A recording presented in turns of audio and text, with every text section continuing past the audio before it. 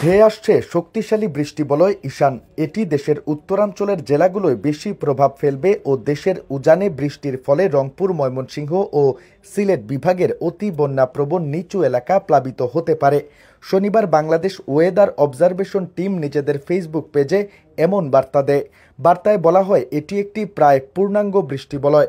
এই বৃষ্টিবলয়ে দেশের প্রায় সব এলাকায় যথেষ্ট বৃষ্টির সম্ভাবনা আছে এবং এর কারণে দেশের প্রায় 90% এলাকায় কম বেশি বৃষ্টি হতে পারে।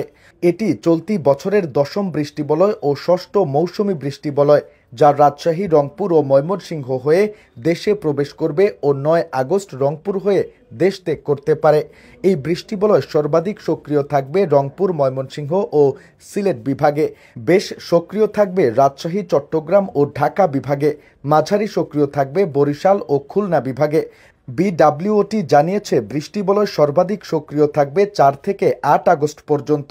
দেশের 40 থেকে 60% এলাকায় ভিন্ন ভিন্ন সময়ে বৃষ্টি হবে। বেশি হবে উত্তরাঞ্চলে।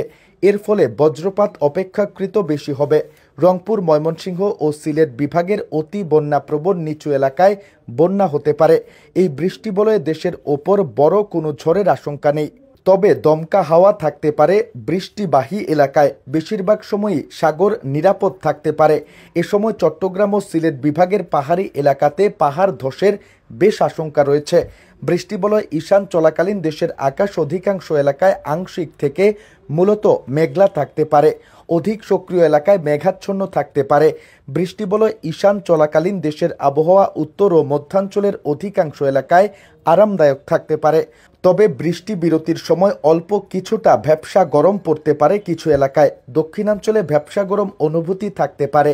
ঈশান চলাকালীন সময়ে বেশি সক্রিয় স্থানে রোদের উপস্থিতি তেমন পাওয়া যাবে না।